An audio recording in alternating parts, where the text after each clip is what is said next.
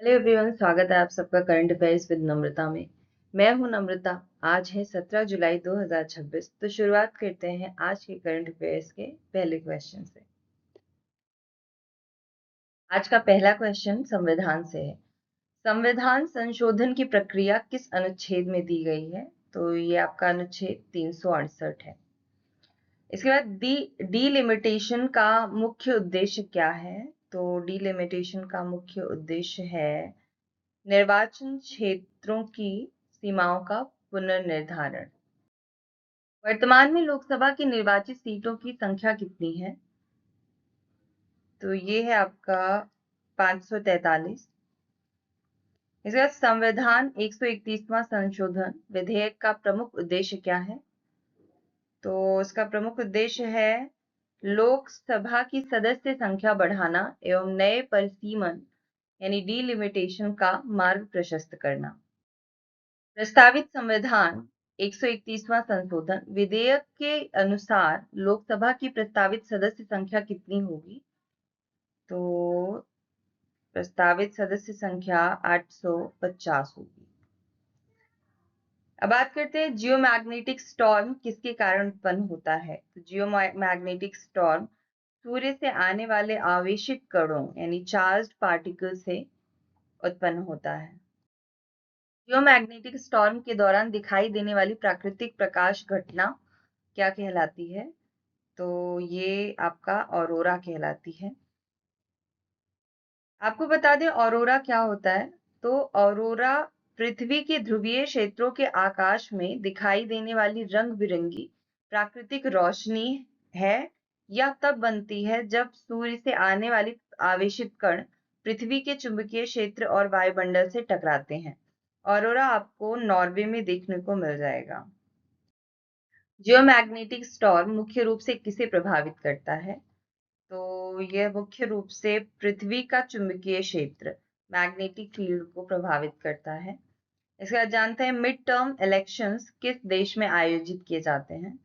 तो mid term election आपका संयुक्त राज्य अमेरिका यानी यूएसए में आयोजित किया जाता है। आपको बता दें मिड टर्म इलेक्शन हर 2 साल में होता रहता है और इसका उद्देश्य होता है कि राष्ट्रपति की नीतियों से जनता कितनी संतुष्ट है ये पता लगाना। इसके बाद संविधान संशोधन की प्रक्रिया किस अनुच्छेद में दी गई है? तो यह है अनुच्छेद 368। संविधान संशोधन विधेयक पारित करने के लिए किस प्रकार का बहुमत आवश्यक होता है? तो ये है आपका उपस्थित एवं मतदान करने वाले सदस्यों का 2/3 तथा सदन की कुल सदस्य संख्या का बहुमत।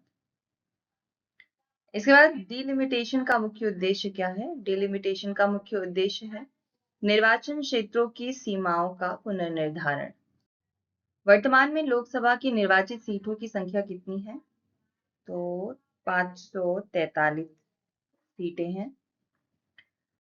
इसके बाद प्रस्तावित संविधान 131वां संशोधन विधेयक के अनुसार लोकसभा की प्रस्तावित सदस्य संख्या कितनी होगी?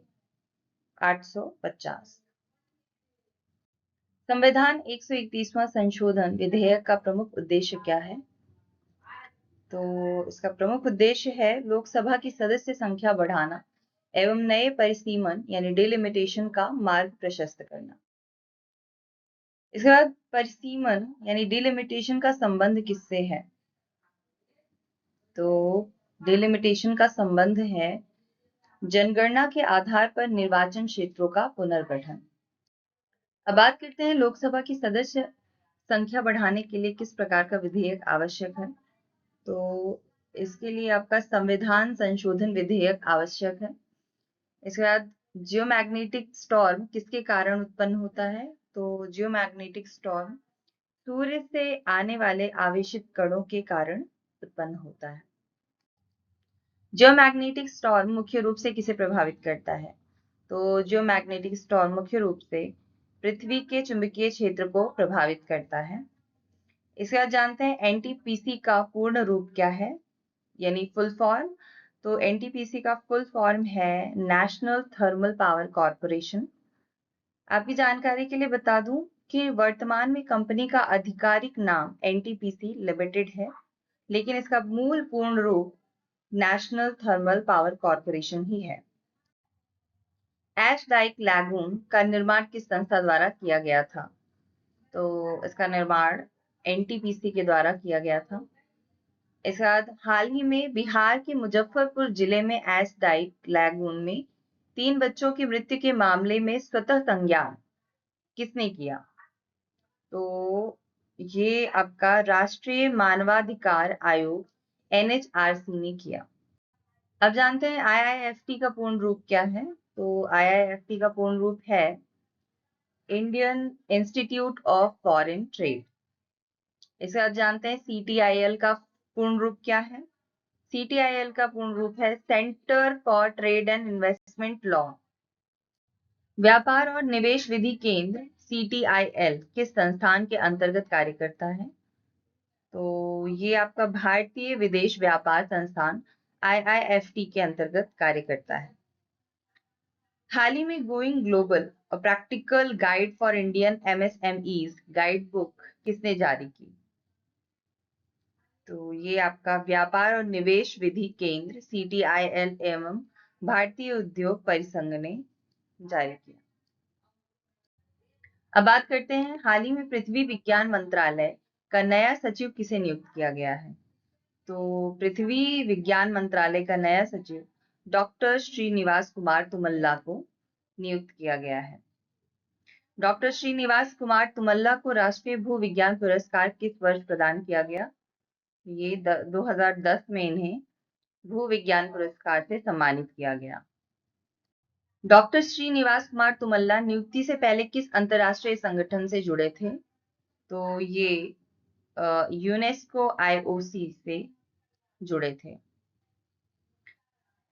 अब जानते हैं यूनेस्को आईओसी का पूर्ण रूप क्या है? तो इसका पूर्ण रूप है United Nations Educational Scientific and Cultural Organization Intergovernmental Oceanographic Commission. आज के सेशन में बस इतना ही।